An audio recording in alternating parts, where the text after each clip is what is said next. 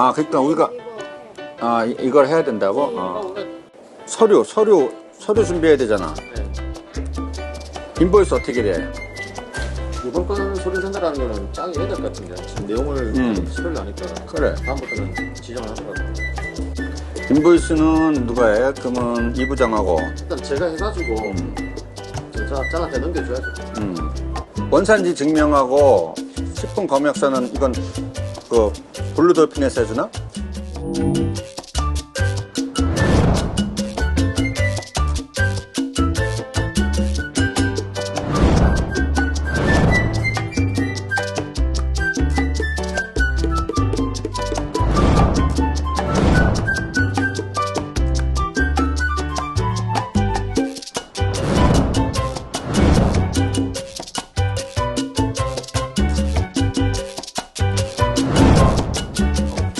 여러 가지 어려움이 있어요. 네. 어떤 부분이 어려움이 일단 저희 목재 사업은 이번이 처음 하는 겁니다. 그러다 보니까는 경험이 없어요, 사실. 예. 그래서 어떤 디테일한 서류 정리가 수출할 때 서류 정리가 여기에 이제 조금 필요할 것 같아가지고 지금 거기서 약간 맥히는 건데 이건 한 번만 하면 되는 거예요. 그 다음부터는 통상적인 업무라서 그 다음부터는 어려울 건 없고요. 예. 원래 베트남 사업에서 서류 부분이 가장 어렵잖아요. 그럼요. 이게 쉬워 보이면서 어렵고 어려운 것 같은데 또 쉬워요. 이게 좀 그런 게 있어요. 이 친구들이 그 업무를 보는 스타일이 여기 뭐랄까 하나씩 이렇게 보는 스타일이에요. 그래서 쉽게 예를 들어서 만약에 우리가 어떤 민원을 보러 구청을 간다든가 동사무소를 가면은 만약에 민원을 보기 위해서 어떤 서류가 필요하면 자, 4가지 종류가 필요합니다라고 이렇게 안내해 주잖아요. 근데 이 친구들은 우선 한 가지를 가르쳐 줘요. 우리는 그럼 그것만 하면 되는 줄 알고 하고 가잖아요. 그러면 그 다음번에 자, 이것도 해와 또 가르쳐 줘요. 그럼 이게 끝이야. 그러면 이제 해 그래요. 그리고 가면 갖다 주면 야, 이거 하나 더 해와 그러거든요. 이런 식으로 얘는 한 땀 한 땀 해요. 그게 사람을 힘들게 하는 거죠. 진이 빠지네. 네, 빠집니다. 그래서 이게 우리나라 사람들하고 이 베트남 사람들하고 좀 다른 점이에요. 우리는 쉽게 말해서 일을 할 때 한꺼번에 처리하는 그런 게 되는데 이 친구들은 하나씩 해야 됩니다. 그리고 이건 공적인 자리에서 그렇고 실질적으로 우리 직원들한테도 똑같아요. 이거를 업무를 맡길 때 우리가 이 모든 거를 왕창 맡겨버리면 얘네가 머리에 부하가 와가지고 막 버벅거려요. 그러다가 못한다고 그만두고. 네, 못한다고 그만두고 나가요. 나 일 너무 힘들어. 못해. 이러고 가요. 그러면 뭐가 문제야? 그러면 네가 일을 너무 많이 시켜. 이러거든요, 맨날.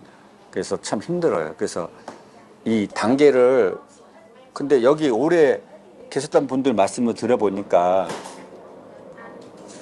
한국인처럼 일을 맡기고 가리키고 시키는데 10년 이상 걸렸다 하더라고요. 그래서 10년 후에는 그 직원이 한국인처럼 일을 한대요. 그래서 결론은 뭐냐? 10년 동안 직원을 계속 트레이닝을 해야 돼요. 교육을 시켜야 돼요. 그게 중요한 것 같아요. 문제는 근데 못 나가게 잘 잡아야죠. 분위기 잘 맞춰주고 급여도 적정한 시기에 잘 올려줘야 되고 복지도 잘 챙겨줘야 되고 그러면서 그러니까 쉽게 말해서 우리 쉽게 말해서 당근하고 채찍질을 같이 한다는데 제가 봤을 때는 채찍질은 조금만 하고요. 당근을 많이 주면 될 것 같아요. 어렵네요. 모르겠습니다. 저는 대한민국이 성장하는 단계에 있을 때는 저는 월급쟁이여가지고 그 입장은 제가 알겠는데 그때부터 제가 경영자였으면 또 똑같은 마음이 아니었을까라는 생각이 좀 들긴 하는데 다 거치는 과정 아닐까요? 한국에서 들어오기 전에 봤던 베트남하고 직접 와서 경험을 해보시니까 어떤 부분이 좀 낯설다, 생소하다, 어렵다 느끼나요? 처음에 베트남에 왔을 때 과일로 비유하자면 바나나 같았어요. 딱 먹음직스럽고 쉽게 벗겨져가지고 쉽게 먹을 수 있었어요. 향기롭고. 네, 예. 그리고 맛도 좋을 것 같았어요. 근데 직접 와서 보니까 이게 아주 호두같이 잘 벗겨지지도 않고 딱딱합니다. 예. 예, 분명 안에 맛있는 건 있는데 이걸 깨기가 생각보다 어렵더라고요. 예, 그래서 시간이 걸릴 것 같아요. 혹시 그런 계기들이 있었나요? 그러니까 야, 진짜 베트남 어렵다. 네, 그 그래서 네, 처음에 라이센스 받는 거부터가 어려웠어요. 아까 좀 전에 말씀드렸지만은 서류 받는 게 정말 힘들었어요. 한국 같으면은 우리 뭐 이렇게 사업자 등록증 내는데 뭐 길어봐야 뭐 2, 3일이면 끝났는데 얘네 기본이 3개월이었으니까 거기다가 지금 가장 어려운 게 우리 직원들 지금 코로나 끝나고 한국 직원들 더 보충하고 있는데 워크 퍼밋은 우여곡절 끝에 어떻게 받았어요. 근데 문제는 베트남에서 거주할 수 있는 거주증을 받아야 돼요. 근데 예전에는 그걸 대행해주는 그 업체들이 있었는데 이제는 못합니다, 대행을. 즉 그 얘기는 뭐냐면 본인이 직접 하라는 얘기입니다. 그럼 우리가 직접 가서 워크 퍼밋을 거주증을 신청을 해야 돼요. 이 과정이 너무 어려운 거예요. 통역대동해서 네, 실제적으로 제가 처음에 왔을 때 제 기억이 뭐냐면 라이센스 받고 그 다음에 제 이런 서류들을 받으러 다닐 때 어떤 공증을 얘네는 공증 서류가 굉장히 많이 필요한 나라예요. 공증을 해가지고 서류를 제출해야 되는데 그 공증 서류를 제출하는 기관을 찾는 것조차도 너무 힘들었어요. 아는 사람이 없고 어디서 물어볼 데도 없고 그리고 통역들한테 또 통역을 채용해서 물어봐도 얘네도 그런 쪽으로 일을 안 해봤으니까 생소하고 예, 그래서 참 몇 시간 만에 끝낼 걸 일주일, 길게는 한 달까지 질질 끌어야 되니까 그런 걸로 몇 번이나 왔다 갔다. 특히 제가 여기 처음 왔을 때는 연짝에서 소송에서 안에 있었거든요. 그러면 연짝 안에서 호치민까지 가는 데가 보통 차로 1시간에서 1시간 20분 걸려요. 이걸 하루에 2번만 갔다 오면 하루가 끝나고 아무 일도 못 해요. 네. 근데 2번 하고 끝났으면 다행인데 그 다음날 또 가야 돼요. 네, 또 가야 돼요. 그게 너무 힘들었어요. 그래서 무슨 일을 할 때 한국은 정말로 단시간에 끝날 수 있는 것들을 여기는 질질 끌어가지고 너무 오래 가니까 진이 빠지더라고요. 네.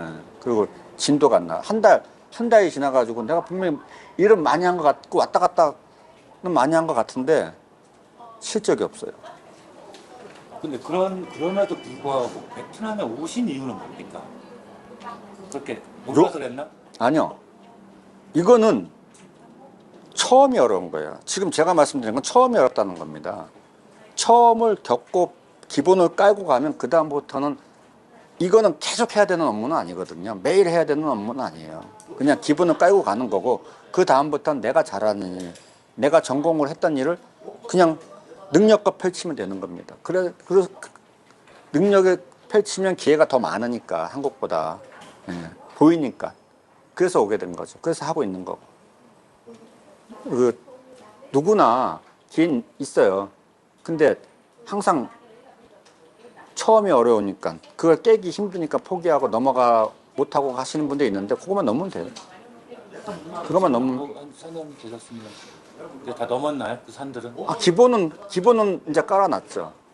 기본은 깔아놨는데 방금처럼 이제 새로운 일을 도전하면 또 다시 처음부터 해야 되니까. 근데 그때보단 처음 왔을 때보단 낫죠. 왜냐하면 이제는 인력도 있고 그 다음에 베트남은 조금씩 알게 되니까 위치도 알고 쉽게 말해서 지리도 이제 어디가 뭐가 있는지를 알잖아요. 총영사관이 어디 있고 그 다음에 그 공중사무소는 어디 있고 인민위에는 어디 있고 이런 것들을 아니까 머릿속에 계획을 세울 수 있고 그 계획대로 갈 수가 있는데 처음엔 그런 걸 모르니까 계획조차 못 세웠으니까. 근데 이제 지금은 좀 나아졌죠. 완전히 쉬워지진 않았지만 조금은 나아졌어요. 그리고 행정이 얘네들도 조금씩 개선되는 것 같아요. 조금씩. 그리고 전자로 많이 돌아오는 것 같아요. 옛날에는 이 페이퍼가 많았는데 자수기였죠. 네, 요즘은 조금씩 전자로 해서 전자로 신청할 수도 있는 것 같고 조금씩 나아지고 있어요. 그러니까 다음번에 오시는 분들이 만약에 오신다면은 베트남에 오셔가지고 처음 누군가를 만나실 때 이런 걸 많이 가르쳐 줄 수 있는 조력자를 만나는 게 참 중요하지 않을까 싶습니다. 그러면 좀 시간과 경비를 많이 아끼실 수 있겠죠.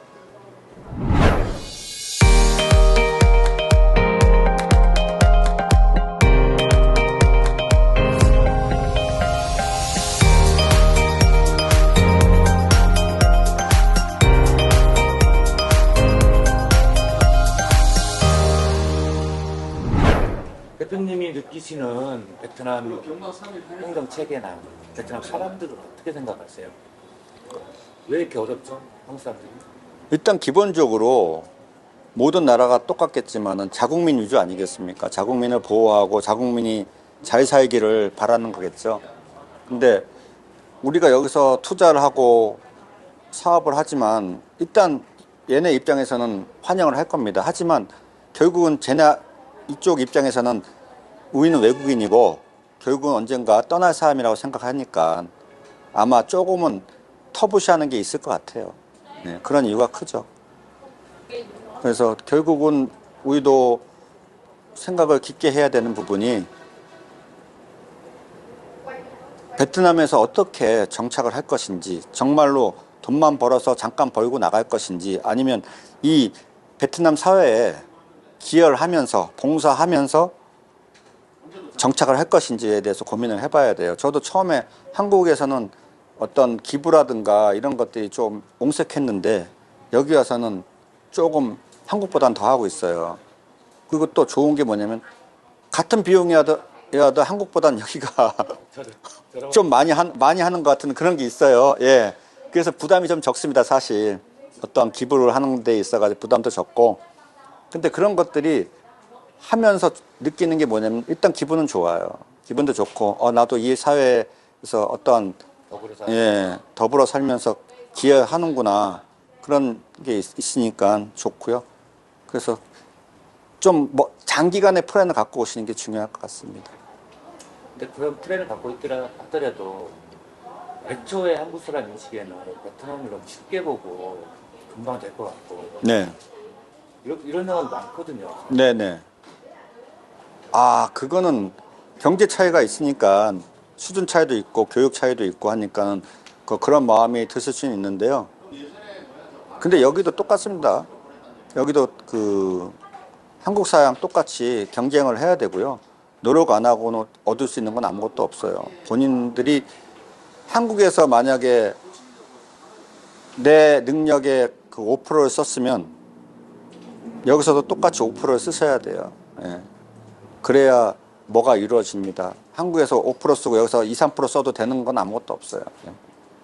또 하나의 문제가 이제 한국 마인드로만 가득 차가지고 온 한국 사람들이 네. 베트남에서 실패하는 경우가 많거든요. 중요한 얘기죠. 저는 이렇게 봐요. 한국 마인드에서 좋은 점이 있어요. 정직하고 성실하고, 네, 그 다음에 좀 앞선 어떤 경영 기법이나 기술이나 이런 건 100% 한국 마인드로 가야 돼요. 그리고 그 다음에 이 사람들의 성격이라든가 아니면 생활 방식이라든가 이런 거는 이쪽 문화를 따라줘야 됩니다. 처음에 저도 이게 힘들었어요. 너무 틀려요. 아까도 말씀드렸지만은 우리는 멀티가 되는 나라인데 이 친구들은 멀티가 안 되잖아요. 답답해 죽겠더라고요. 정말 답답한데, 그러니까 나는 내가 봤을 때 이거 하루면 끝나는 일을 이 친구는 일주일을 잡고 있어요. 답답하죠. 생산성이 안 나오니까. 이거는 제조 공장은 더 심했을 것 같아요. 거긴 1인당 생산성이 나와야 된다 아닙니까? 근데 저희는 그렇지만은 않지만 업종이 좀 그거 틀리지만 그래도 생산성이 떨어지더라고요. 그래서 답답해하고 막 쪼고 했더니 부작용이 직원들이 그만둬요. 너무 회사가 힘들어. 너무 일을 많이 시켜. 이 친구들도 욕망은 있어요. 좋은 거 배우려 하는 욕망은 있는데 그 과정이 우리하고 틀리더라고요. 그래서 문제는 이 친구들의 약간 천천히 하는, 너무 급진적이지가 아니라 점진적으로 조금씩 변해가는 걸 봐야 돼요. 예, 그래서 10년. 이제 목표를 바꿨어요. 직원놈은 10년 동안 키운다고 목표를 바꿨습니다. 근데 전반적으로 느끼는 거는 우리 직원들은 우리 직원이어서 그런지 모르지만 다 잘해요. 다 잘하는 것 같고. 그리고 매일매일 직원들의 눈빛이 살아있어요. 예, 그리고 뭔가 좀 성장하고 있다는 것도 느끼겠고, 그래서 즐겁습니다. 예, 직원들이 성장한 걸 보면 같이 보고 있으면 즐거워요.